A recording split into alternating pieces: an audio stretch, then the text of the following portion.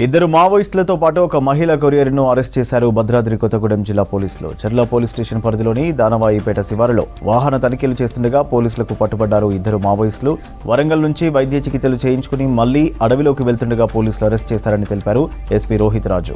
వీరితో పాటు ఒక మహిళా కొరియర్ గీతా గాయత్రిని కూడా అదుపులోకి తీసుకున్నామన్నారు. వారి దగ్గర నుంచి మావోయిస్టు పార్టీకి చెందిన ముఖ్యమైన పత్రాలు, విప్లవ సాహిత్యాన్ని స్వాధీనం చేసుకున్నామన్నారు. ఇప్పటికైనా మిగతా మావోయిస్టు సభ్యులు పోలీసుల ఎదుట లొంగిపోయి జనజీవన స్రవంతిలో కలవాలని విజ్ఞప్తి చేశారు ఎస్పీ రోహిత్ రాజు.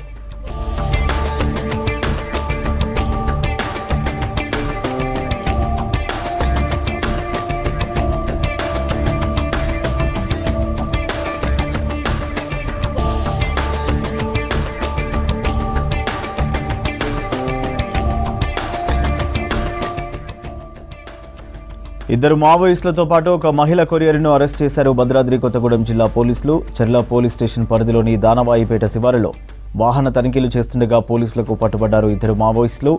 వరంగల్ నుంచి వైద్య చికిత్సలు చేయించుకుని మళ్లీ అడవిలోకి వెళ్తుండగా పోలీసులు అరెస్ట్ చేశారని తెలిపారు ఎస్పీ రోహిత్ రాజు.